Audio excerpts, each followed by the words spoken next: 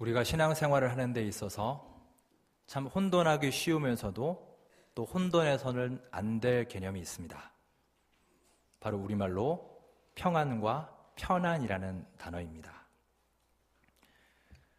특별히 우리말로는 철자가 더 비슷하기 때문에 더 혼돈되고 더 헷갈리기 쉬운 단어입니다. 우리는 크리스찬으로서 평안함을 추구하며 살아갑니다. 하지만 또 우리들 대부분은 거의 본능적으로 더 편안하게 살고 싶어 합니다.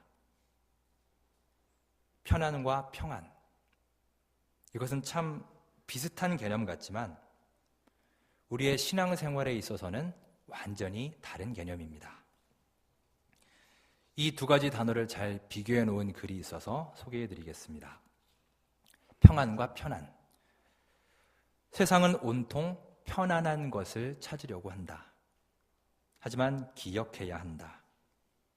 우리가 편안한 만큼 우리의 마음도 우리의 정신도 병들어 간다는 것을. 그리고 내가 편안한 만큼 내 편안함을 위해서 누군가는 불편한 삶을 살아야 한다는 것을. 그래서 편안과 평안은 다르다.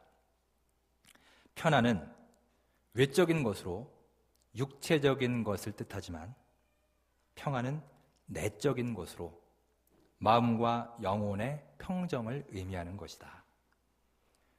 우리의 기쁨은 평안에서 찾아지고 우리의 흥미는 편안에서 얻어진다.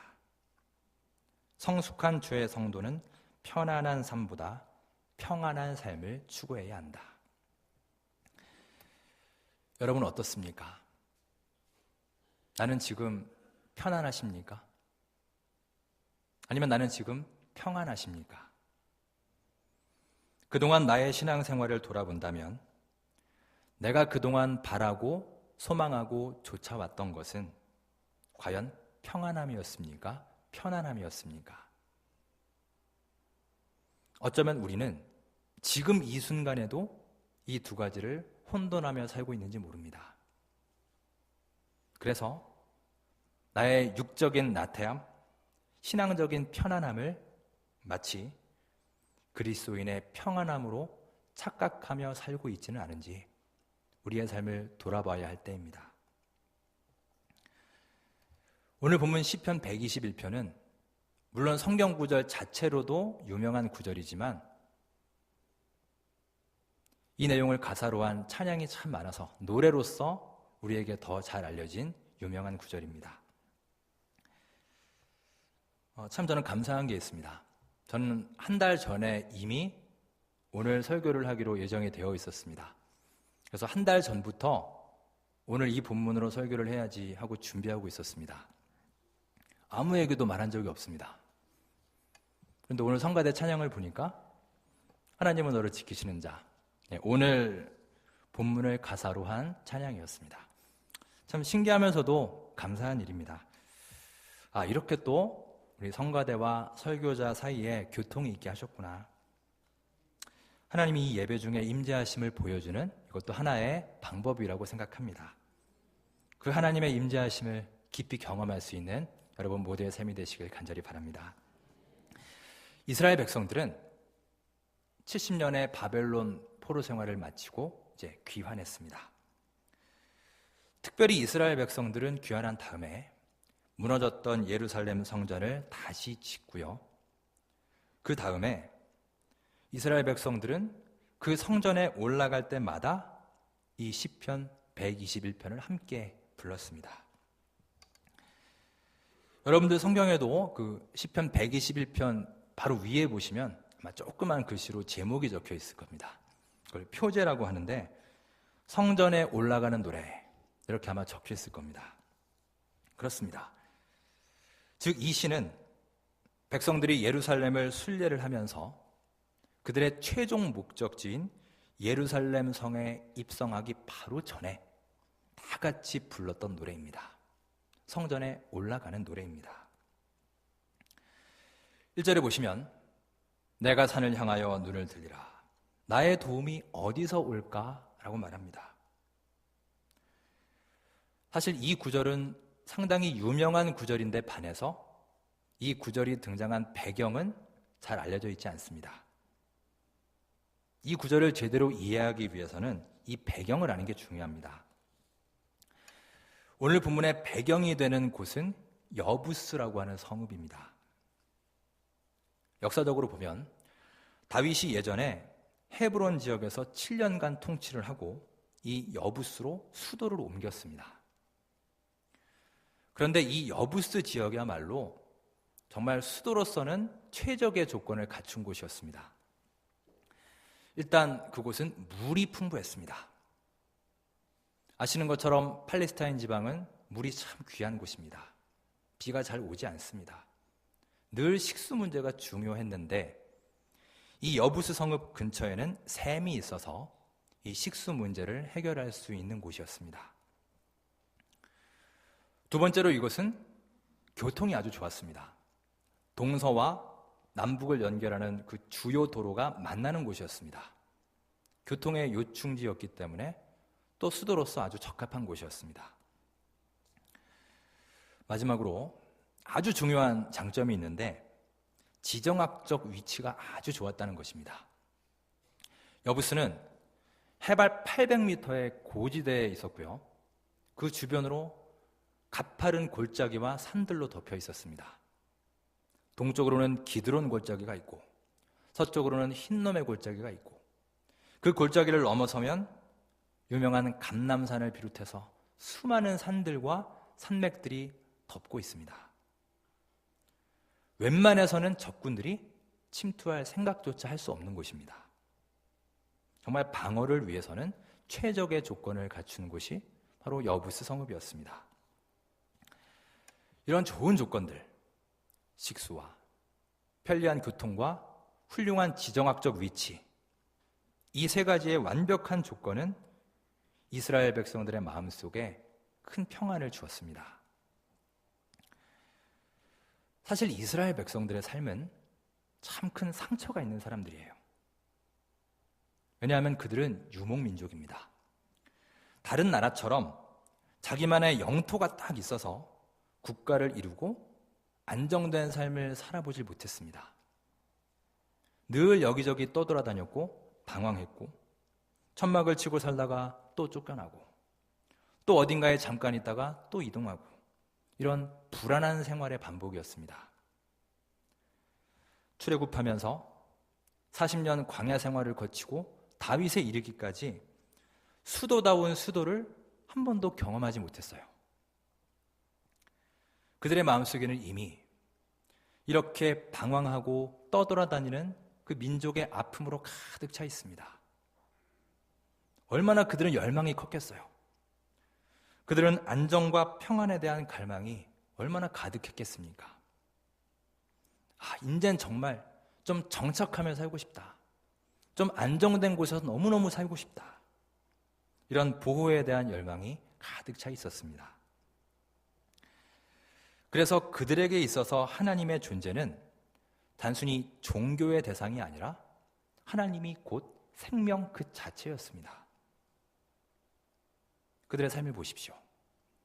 홍해를 갈라주시고 광야 한가운데서 만나와 메추라기를 하늘에서 내려주셨고 구름기둥과 불기둥으로 그들을 인도해 주신 하나님의 도움이 없었다면 그들은 생존 자체가 불가능했습니다. 그들은 너무나 잘 알고 있습니다. 그래서 하나님이 곧 생명입니다.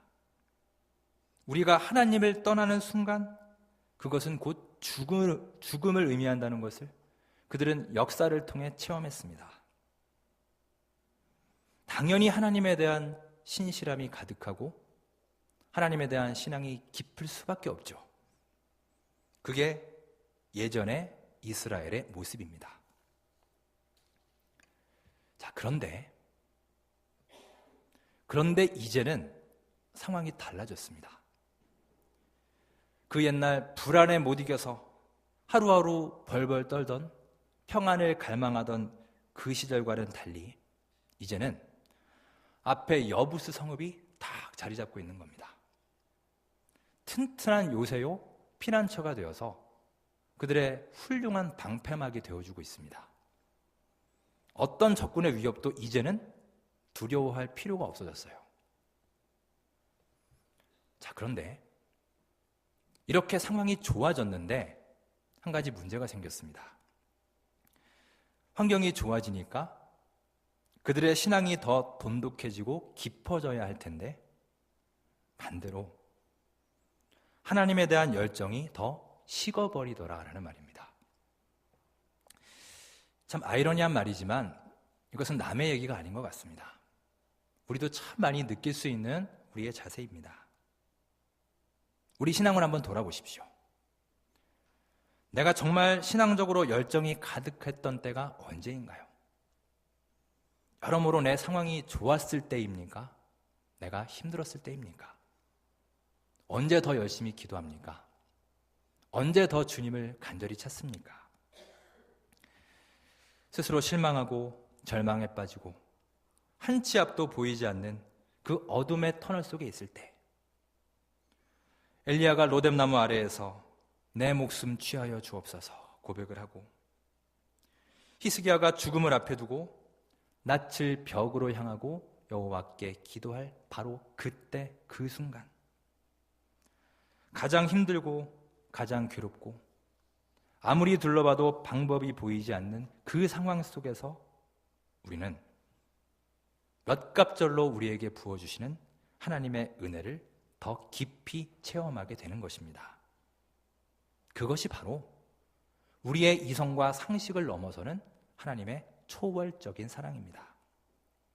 그 하나님의 사랑을 우리는 경험해야 하는 겁니다. 다시 본문으로 돌아오면 이스라엘 백성들의 마음속에는 무엇이 있었느냐?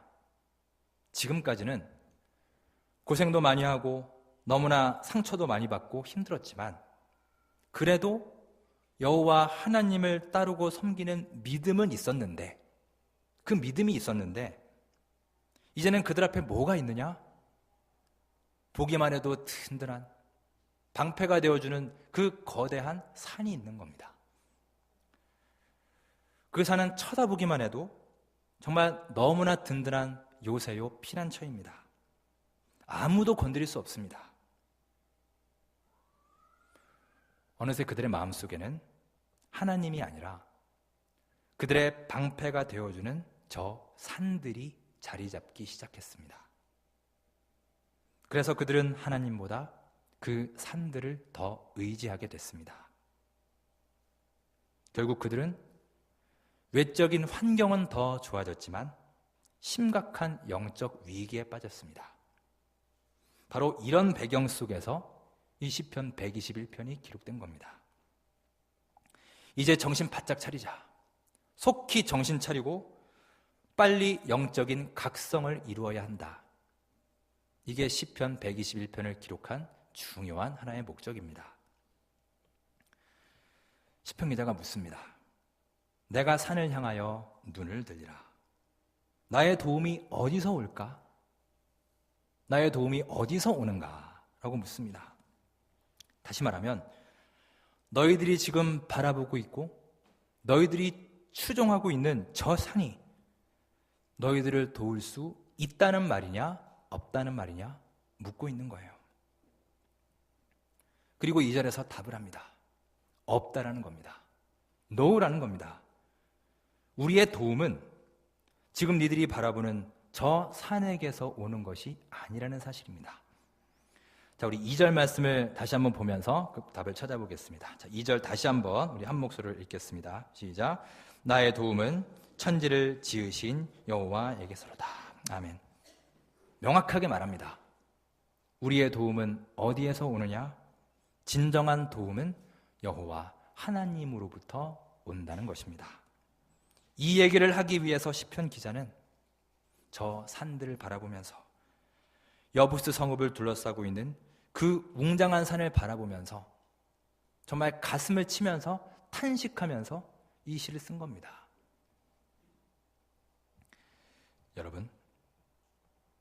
여러분과 저의 삶에 있어서 진정한 도움은 어디에서 오나요?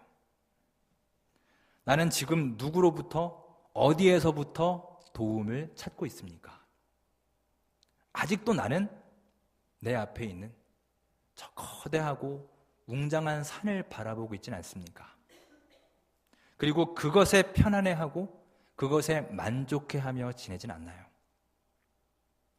나를 가로막고 있는, 지금도 내가 눈을 들어 바라보고 있는 그 산의 정체는 과연 무엇입니까? 저는 한번 생각을 해봤습니다. 나는 어떨까? 내가 가장 극복하기 힘든 그 산이 과연 무엇일까? 저는 청년 시절에 찬양단을 했었습니다. 93년도에 처음 찬양단이 만들어져서 조금씩 자리를 잡아가고 있던 때입니다. 95년도쯤 됐을 겁니다. 여름에 교회에서 전교인 수련회를 갔습니다. 용인의 어디 산속에 수련원을 빌려서 전교인이 같이 수련회를 갔습니다. 3박 4일 수련회의 마지막 날 저녁 찬양 집회를 이 찬양팀이 맡게 된 겁니다. 찬양팀이 만들어지고 처음으로 전교인을 대상으로 집회를 하게 됐습니다. 얼마나 열심히 연습을 했는지 모릅니다. 3, 4개월 전부터 주말에는 말할 것도 없이 주중에도 매일같이 모여서 밤 늦게까지 연습을 했습니다. 당일이 됐습니다. 주일학교 어린이부터 어르신들까지 약 200명 되는 분들이 큰 강당에 모였습니다. 큰 집회라 떨리기도 했지만 그래도 다들 열심히 준비했기 때문에, 또 열심히 노력했기 때문에 잘 될 거야, 은혜로운 집회가 될 거야, 이렇게 확신이 있었습니다. 10분 정도 지났습니다. 한참 잘 진행이 되고 있는데 갑자기 밖에서 천둥이 펑 하고 치는 겁니다. 그때부터 뭔가 조금 불안했는데 한 3, 4분 후에 다시 한번 천둥이 뻥 치더니 그 수련원 일대 모든 전기가 다 나가버렸습니다. 자, 어떻게 됐겠습니까? 여러분 보세요. 악기들 다 전기잖아요. 애들은 무서우니까 막 울기 시작하고요. 웅성웅성 아수라장이 됐습니다. 진정을 시키려고 해도 마이크가 나와야 진정을 하죠. 거기 200명이 떠들고 있는데. 정전 10분 만에 사람들은 다 나가버렸습니다. 석 달의 연습과 준비는 그렇게 허무하게 끝나버렸습니다. 그 일이 있은 후에 참 많은 것을 배웠습니다. 첫째는 물론 준비와 노력은 중요하지만 이렇게 예상하지 못한 일을 당했더니 우리가 할 수 있는 게 아무것도 없구나. 또 우리는 열심히 찬양을 준비했는지는 모르지만, 연습했는지는 모르지만 그 찬양을 받는 분이 하나님이신데, 그렇다면 연습을 하는 것도 중요하지만 먼저 하나님께 기도하고 능력을 구하는 자세가 너무나 부족했구나라는 겁니다. 우리는 연습량에 의존했습니다. 그것 때문에 자신감도 있었고 그것 때문에 잘할 거라는 확신도 있었습니다. 하지만 어느새 그것이 저의 마음속에 최우선순위가 되어 있었습니다. 은혜로운 예배와 찬양을 인도하는 인도자는 내가 아닌데 하나님이 인도자이신데, 그 도움은 바로 여호와 하나님으로부터 오는 것인데, 나는 눈을 들어서 하나님을 바라보지 못하고 내 노력과 성취라고 하는 그 산을 바라보고 있었구나. 잘하고 싶은 욕심도 있고 칭찬받고 싶은 마음도 있고 성취하고 싶은 마음도 있었구나. 이것이 우리의 찬양을 받으시는 하나님의 자리를 차지하고 있었구나. 반성하고 돌아보는 계기가 됐습니다. 이것은 저의 고백입니다. 저의 삶에서는 바로 이것이 내가 눈을 들어 바라보는 산이었던 것입니다. 여러분의 산은 무엇입니까? 여러분은 또 다른 여러분 나름대로의 산을 분명히 가지고 계실 겁니다. 어떤 분은 물질이, 돈이 나의 산인 분도 있습니다. 나의 지식과 경험이 내 거대한 산으로 다가오는 분도 계십니다. 사랑하는 나의 자녀가 때로는 나의 웅장한 산으로 다가오기도 합니다. 예전에 담임 목사님께서 하신 말씀 중에 산은 산, 물은 물. 이 말씀이 기억이 납니다. 정말 그렇습니다. 여러분, 산은 그냥 산입니다. 산이 어떻게 여호와 하나님이 될 수 있습니까? 모세는 지팡이로 홍해를 갈랐고 반석을 쳐서 샘이 터졌지만 도대체 그 지팡이가 뭐란 말입니까? 지팡이에 무슨 능력이 있습니까? 하나님이 모세의 등 뒤에 계실 때 능력의 역사가 일어났지만 하나님이 함께 하시지 않으면 지팡이는 그저 하나의 보잘것없는 막대기에 불과한 것입니다. 여러분, 이 시간 기억하십시오.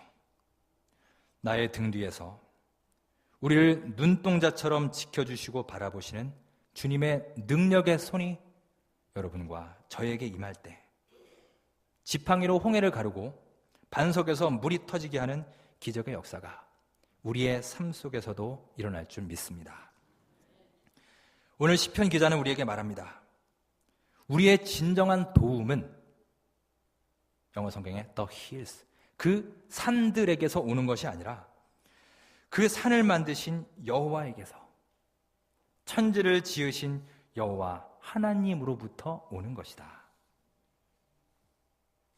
그동안 우리는 눈앞에 있는 저 산만 바라보며 살지 않았습니까? 그렇게 만족하지 않았나요? 나를 막아주고 나를 보호해주는 그 산만 바라보며 그렇게 추구하며 살아오지 않았습니까? 이스라엘 백성들을 보십시오. 그들은 광야에서 그런 안전장치도 없었습니다. 찌는 듯한 더위 속에서, 살을 애는 듯한 추위 속에서 생명의 위협을 받으며 살았지만 오직 하나님이 그들을 지켜주셨지 않습니까? 낮의 해와 밤의 달이 그들을 상치 못하고 해하지 못하도록 구름기둥과 불기둥으로 지켜주셨기 때문에 이스라엘 민족은 외견상으로는 아주 약해 보였지만 실제로는 가장 강한 민족이 되었습니다. 환경이 좋아서 강한 것 아닙니다. 그들이 원래 강했기 때문에 강해진 것이 아닙니다. 여호와 하나님이 그들과 함께 하셨기 때문입니다. 사랑하는 여러분, 이제 우리는 우리의 눈을 들어서 허수아비 같은 그 산들을 바라보는 것이 아니라 이제 그 산을 만드시고 지으신 우리 주 하나님을 눈을 들어 바라보는 믿음의 눈을 가질 수 있기를 간절히 바랍니다. 이 시간 그렇게 결단하시고 천지를 지으신 우리 주 하나님을 전심으로 영접하고자 결단할 수 있는 모든 중앙교회 성도님들 되시기를 주의 이름으로 축원합니다.